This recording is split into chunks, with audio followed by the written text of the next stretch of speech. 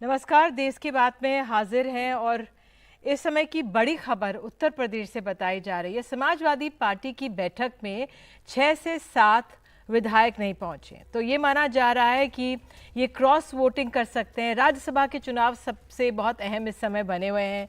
लोकसभा चुनावों से पहले तो कुछ सीटों के लिए चुनाव हो रहे हैं। समाजवादी पार्टी सूत्र दावा कर रहे हैं कि विधायक उनके संपर्क में हैं। उधर बीजेपी का दावा है कि कई विधायक बीजेपी के संपर्क में हैं। दरअसल उत्तर प्रदेश की 10 सीटों पर 11 उम्मीदवार हैं। बीजेपी अपने 8वें उम्मीदवार संजय सेठ के लिए पूरा दम लगा रही है। और आइए सीधे चलेंगे अपने सहयोगी रणवीर सिंह के पास। रणवीर, तो ये पूरा मामला क्या है? यहाँ पर भी बिल्कुल कांटे की टक्कर नजर आ रही है। देखिए, कल वोटिंग होनी है और वोटिंग से पहले बीजेपी और समाजवादी पार्टी अपने अपने वोटों को सहेजने में लगे हुए हैं। लगातार बैठकें चल रही हैं, विधायकों को बुलाया जा रहा है, ट्रेनिंग दी जा रही है। और इस बीच समाजवादी पार्टी के दफ्तर में सारे विधायकों को बुलाया गया, लेकिन जो सूत्र बता रहे हैं कि अब तक 6 से 7 विधायक हैं जो नहीं पहुंचे हैं। समाजवादी पार्टी के कुछ नेताओं से हमने संपर्क करने की कोशिश की। उन्होंने कहा है कि विधायक उनके संपर्क में है और किसी काम से वो नहीं आ पाए हैं। लेकिन जाहिर है कि जिस तरह से अभी दोपहर में बीजेपी के प्रदेश अध्यक्ष भूपेंद्र चौधरी और तमाम जो नेता हैं वो ये दावा कर रहे हैं कि 8वीं सीट हम जीत लेंगे, तो ये जो जीत का समीकरण है वो तभी बन सकता है जब सपा के कुछ वोट टूटें और वो बीजेपी के पक्ष में वोट करें। और इसीलिए बीजेपी बार बार दावा कर रही है कि मोदी और योगी के नाम पर, उनकी नीतियों पर बहुत लोग सहमत हैं और वो समाजवादी पार्टी से निकल करके बीजेपी को वोट कर सकते हैं। तो अगर बीएसपी के वोट की बात करें तो बीएसपी वोट ना दे तो इसका फ़ायदा सपा को मिलेगा, लेकिन अगर बीएसपी बीजेपी के पक्ष में चली जाती है तो वो बीजेपी के लिए फ़ायदेमंद होगा। और इसके अलावा सपा के करीब 3 वोट ऐसे हैं जो अगर सपा से टूट करके बीजेपी की तरफ जाते हैं तो बीजेपी आसानी से अपने 8वें प्रत्याशी संजय सेठ को जिता सकती है। और इसीलिए ये सारा गुड़ागड़ित चल रहा है। और अभी आज समाजवादी पार्टी दफ्तर में आज 4 बजे बैठक हुई। कल यानी रविवार को दोपहर 12 बजे दफ्तर हुई थी, जब बैठक हुई थी, जब दफ्तर के अंदर जब रामगोपाल यादव मौजूद थे और परसों अखिलेश यादव की मौजूदगी में बैठक हुई थी। वहीं बीजेपी के और समर्थन करने वाले दलों के जो विधायक हैं, आज दोपहर 12 बजे लोक भवन में उनकी ट्रेनिंग दी गई कि वोट कैसे देना है। और शाम को अभी सारे विधायकों को वोट अलॉटमेंट होगा, यानी कि किस विधायक को किस प्रत्याशी को वोट देना है इसका अलॉटमेंट होगा। और शाम को बीजेपी और सपा दोनों ने ही अपने अपने विधायकों के लिए एक डिनर पार्टी रखी है। सब डिनर पे इकट्ठे होंगे और ये कोशिश होगी कि सभी वोटों को सहेज कर रखा जाए। तो आज की रात भारी है, संपर्क करने की लोगों की कोशिश हो रही है। और किसी भी विधायक का अगर फ़ोन स्विच ऑफ हो जाता है तो ऐसा लगता है कि विधायक ने पलटी मार ली। और इसी वजह से तमाम ये जो अटकलें हैं, चर्चाएँ हैं, ये जब तक वोटिंग नहीं हो जाएगी तब तक चलती रहेंगी। और यूपी में 10 सीटें हैं, 11 प्रत्याशी हैं। बीजेपी के पास जो नंबर्स थे उसमें आसानी से जिताने के लिए 7 प्रत्याशी जीत सकते थे, लेकिन 8वां आने के बाद ये चुनाव कहीं ना कहीं फंस गया। बिल्कुल, और ये कल तक बहुत दिलचस्प तस्वीर बनी रहेगी उत्तर प्रदेश में और राज्यसभा की जो सीटों के लिए जिस तरह से रस्साकशी हम होते हुए देख रहे हैं। बहुत बहुत धन्यवाद आपका। और देश की बात में अब बात आम जन की आर्थिक सेहत की। भारत में गरीबी घट रही है, बस 5% लोग गरीबी रेखा के नीचे रह गए। ये दावा है नेशनल सैंपल सर्वे ऑफिस या सांख्यिकी मंत्रालय के आंकड़ों के आधार पर नीति आयोग के सीईओ BVR सुब्रमण्यम ने किया है। साल 2022-23 के लिए राष्ट्रीय सैंपल सर्वे में जो ताज़ा आंकड़े आए वो भारतीय समाज में आए कई अहम बदलाव की ओर इशारा कर रहे हैं। तो पहली बात तो यही है कि प्रति व्यक्ति घरेलू खर्च बीते 10 सालों में दुगुना हो चुका है। एक डेटा सामने आया है। 2011-12 में ग्रामीण इलाकों में ये खर्च 1430 रुपये महीने था, जो 2022-23 में 3860 रुपये हो गया। जबकि 2011-12 में शहरी इलाकों में ये खर्च 2660 रुपये था, जो अब 6521 रुपये महीने हो चुका है। सवाल यह है कि ये खर्च बढ़ा है तो कहाँ बढ़ा है, यानी किस मद में बढ़ा है। ये दिलचस्प बात सामने आ रही है कि गांव और शहर दोनों जगह अब खाने पीने के सामान पर खर्च का अनुपात घटा है। खान पान का अब गांव में लोग 1750 रुपये महीना खर्च करते हैं, जो कुल खर्च का 46% है। जबकि शहरों में लोग 3950 रुपये महीना खान पान पर खर्च करते हैं, जो कुल खर्च का 39 रुपये है। ये बात भी 39% है। ये बात भी काफ़ी अहम है कि इस सर्वे के मुताबिक खान पान के तरीके बदल रहे हैं। लोग अब अनाज पर कम और फल, दूध, अंडों आदि पर ज़्यादा खर्च कर रहे हैं। गांव में लोग अनाज पर 185 रुपये खर्च कर रहे हैं, यानी 4.91%, जबकि शहरों में 235 रुपये यानी 3.6%। जबकि दूध, दुग्ध उत्पादों पर गांव में 314 रुपये खर्च किए जा रहे हैं, बल्कि यानी 8.33%, और शहरों में 46 रुपये यानी 7.22%। अंडा, मछली और मटन पर गांव में 231 रुपये खर्च किया जा रहा है, जो 4.91% है, जबकि शहरों में 231 रुपये है। दिलचस्प ये भी है कि सबसे ज़्यादा खर्च लोग शीतल पेय, स्नैक्स और प्रोसेस फूड खाने पर कर रहे हैं। गांव में 363 रुपये यानी 9.62%, और शहरों में 687 रुपये यानी 10.64%। वैसे 80 करोड़ लोगों के लिए सरकार की जो मुफ्त अनाज योजना है, ये उसका भी असर हो सकता है। लोगों का अनाज पर खर्च घटाओ। खान पान से अलग जो खर्च हो रहा है उसको भी देखना दिलचस्प है। गांव में लोग पान, तंबाकू पर ज़्यादा खर्च कर रहे हैं, पढ़ाई लिखाई पर कम खर्च कर रहे हैं। वो महत्वपूर्ण बातें इस सर्वे में भी निकल कर आ रही हैं। एक तो ये कि सबसे कम खर्च हमारे खेतीहर परिवार कर रहे हैं। कृषि में लगे लोग 3,702 रुपये खर्च कर रहे हैं। गैर कृषि क्षेत्रों में लगे लोग 4,074 रुपये खर्च कर रहे हैं। कृषि क्षेत्र के नियमित कामगार 3,557 रुपये खर्च कर रहे हैं। माफ़ कीजिए, 3,597 रुपये खर्च कर रहे हैं, और गैर कृषि क्षेत्र में नियमित कामगार 4,533 रुपये खर्च कर रहे हैं। इस सर्वे में एक अंदाज़ा राज्यों की हालत पर भी दिख सकता है। ये दिखाई पड़ता है कि हिंदी पट्टी के राज्य अब तक पिछड़े हुए हैं, वहाँ खर्च का अनुपात सबसे कम है। छत्तीसगढ़ में सबसे कम 2,466, झारखंड में 2,763, उड़ीसा में प्रति माह 2,950, मध्य प्रदेश में 3,113, जबकि यूपी में खर्च 3,191, पश्चिम बंगाल में 3,239, बिहार में 3,384 रुपये खर्च है, असम में 3,432 रुपये, और संपन्न माने जाने वाले गुजरात में 3,798 रुपये ही है। और सबसे ज़्यादा खर्च किन राज्यों या केंद्र शासित प्रदेशों में हो रहा है, तो सिक्किम में जो लोग हैं 7,731 रुपये खर्च करते हैं। चंडीगढ़ में ये खर्च 7,467 रुपये है। गोवा में 7,367 है। अंडमान निकोबार में 7,332 रुपये, और दिल्ली में 6,576 रुपये है। तो ये मोटे आंकड़े हम सबके सामने आए, लेकिन इसको एक आर्थिक जगत के अगर जानकार हैं उनसे अगर हम सवाल करते हैं। विजय सरदाना हमारे साथ हैं। अर्थशास्त्री, बहुत बहुत धन्यवाद जुड़ने के लिए। महत्वपूर्ण संकेत पहला तो ये कि अगर इस डेटा में सामने जो आया, कहा जाता है कि भाई गरीबी 5% पे इसके नीचे रह गई, ये बहुत महत्वपूर्ण संकेत है। आप कैसे देख रहे हैं इस डेटा को, इस आंकड़े को? देखिए, अगर हम पर कैपिटा इनकम की बात करें पिछले 11 साल में, ये जब से 2010 से जो कंपैरिजन किया गया है, उस समय पर कैपिटा इनकम थी करीब 60-61 हजार रुपए। आज वो बढ़ के हो गई है करीब 2,10,000। निश्चित रूप से जब इनकम बढ़ती है, पर्कुलेशन इफेक्ट आता है। कंजम्पशन अगर बढ़ती है तो जो बॉटम ऑफ द पिरामिड है उसको भी बेनिफिट मिलता है, क्योंकि वो वहां पे ज्यादातर लोग जो है वो प्रोडक्शन एक्टिविटी में इन्वॉल्व हैं, चाहे वो एग्रीकल्चर प्रोडक्शन है, कंस्ट्रक्शन है, लेबर है, या किसी और एक्टिविटी में। तो जब कंजम्पशन बढ़ती है तो उस हिसाब से जो पर्कुलेशन इफेक्ट है वो उनको भी बेनिफिट करता है।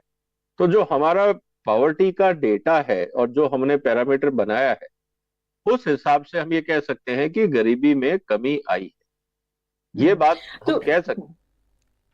जी, तो जैसे एक डेटा है इसमें 2011-12 में ग्रामीण इलाकों में खर्च 1430 रुपये हो रहा था महीने का, और 2022-23 में 3,860 रुपये हो चुका है। तो ये एक बदलती तस्वीर है कि ज़्यादा पैसा है अब खर्च करने को, लेकिन कितना उत्साहजनक है आपका आंकलन? देखिए, दो चीजें हैं इसमें। एक तो ये है कि आपका एमएसपी भी बढ़ा है, मतलब कि फूड कॉस्ट भी बढ़ी है, इन्फ्लेशन भी बढ़ा है। तो ये कहना कि पहले 1,200 रुपए या 1,400 रुपए कंजम्पशन था, आज बढ़ के 3,000 के आसपास हो गया है, मुझे लगता है इसको हमें फैक्टर इन करना पड़ेगा कॉस्ट ऑफ लिविंग के साथ, इन्फ्लेशन के साथ।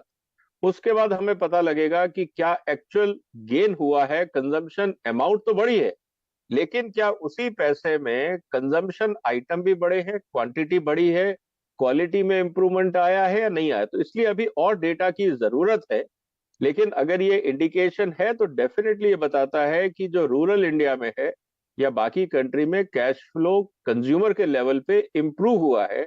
लेकिन एक चीज हमें और देखनी होगी कि ये किसमें डेट कितना है।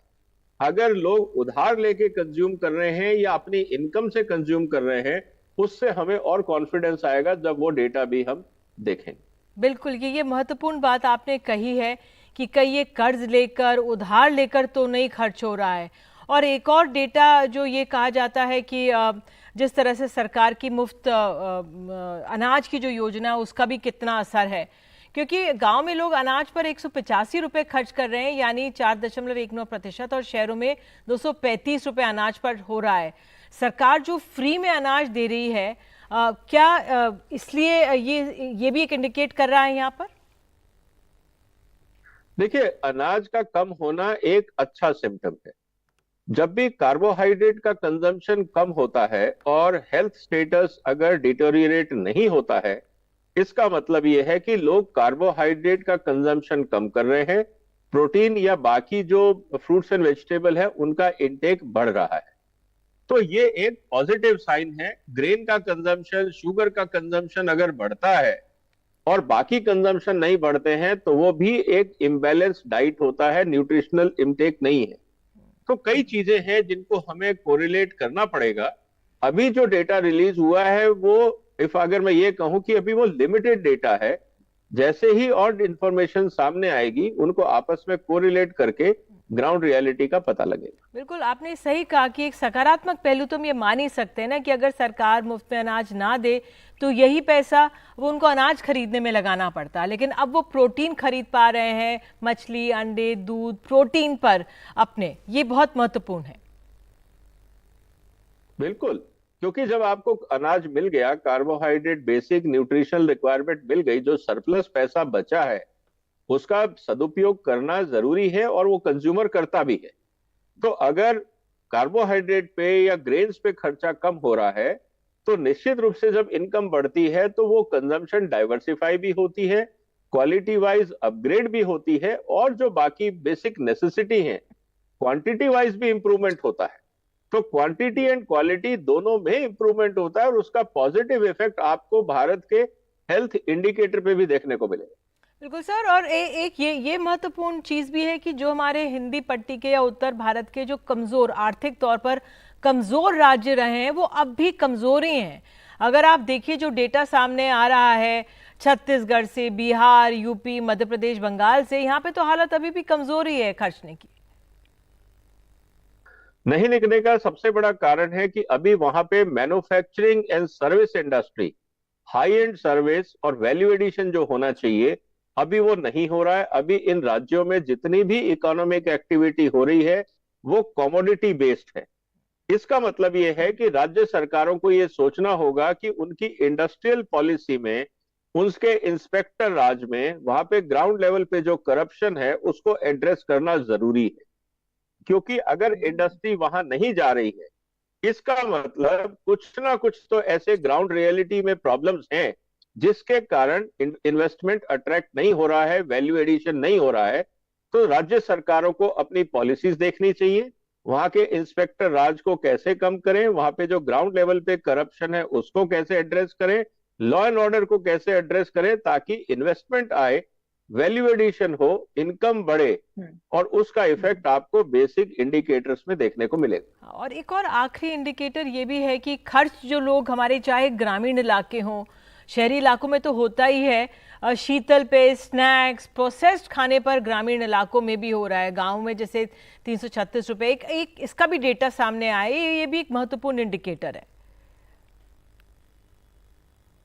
देखिए, ये एस्पिरेशनल वैल्यू है जो लोग शहर में करते हैं। जो बच्चे शहर से गांव जाते हैं पढ़ के या व्यापार करके या किसी और एक्टिविटी में, जब वो आते हैं और ये देखते हैं कि शहरों की लाइफस्टाइल कैसी है, वो गांव में जाके अपनी उस डिजायर को पूरा करना चाहते हैं, तो निश्चित रूप से जो कंजम्पशन शहर में है वो गांव में रिफ्लेक्ट होता है। चाहे आज आप ब्रांडेड शूज की बात करें, रेडीमेड कपड़ों की बात करें, स्नैक फूड्स की बात करें, तो ये एक एस्पिरेशनल वैल्यू है, और जो आदमी अगर उसके पास रिसोर्सेज होते हैं, पैसा होता है, तो एस्पिरेशंस को पूरा करना चाहता है, जो आपको ये रिफ्लेक्ट होता दिख रहा। बिल्कुल, बहुत बहुत धन्यवाद जुड़ने के लिए। आप हमारे साथ जुड़े तो एक डेटा जो ये सामने आया है कि हमारी गरीबी देखा 5% के नीचे, ये बहुत उत्साहवर्धक है। लेकिन जिस तरह से सरदाना जी ने सवाल उठाया, क्या ये कर्ज लेकर तो नहीं है, किस तरह से और डेटा कुछ और आए, और साथ ही जो हमारे ग्रामीण या जो हमारे ऐसे कमज़ोर आर्थिक राज्य हैं जिनकी आर्थिक स्थिति अभी भी कमज़ोर बनी हुई है, वहाँ पे मैन्युफैक्चरिंग को बढ़ावा देना बहुत महत्वपूर्ण हो गया है।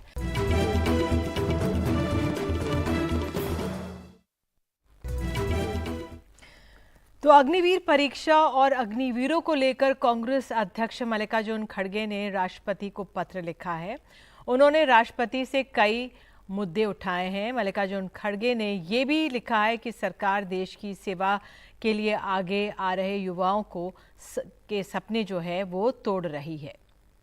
इस पर कांग्रेस ने एक प्रेस कॉन्फ्रेंस की, आइए सुनते हैं। 25% लोगों को आप रखेंगे, 75 को आप रिटायर कर देंगे, उनके लिए भविष्य में संभावनाएं बहुत कम हो जाती हैं। और सारी भर्ती अगर अग्नि पथ के माध्यम से होगी तो ये फौज के लिए कोई बहुत सकारात्मक नहीं है। अभी लगभग 1.25 लाख लोग ऐसे हैं जिनको आपने मेडिकल फिजिकल सब टेस्ट कर लिए, पास कर लिए, सिर्फ ज्वाइनिंग करानी थी, उनको भी आपने मना कर दिया है। तो वो लोग बहुत लंबे समय से धरना दे रहे हैं। 2.25 लाख लोग हैं, लड़के हैं, उनको भी आपको एडजस्ट करना पड़ेगा क्योंकि आपने उनको भर्ती किया था। इन तमाम बातों को लेकर मुझे लगता है सरकार को पुनर्विचार करना चाहिए।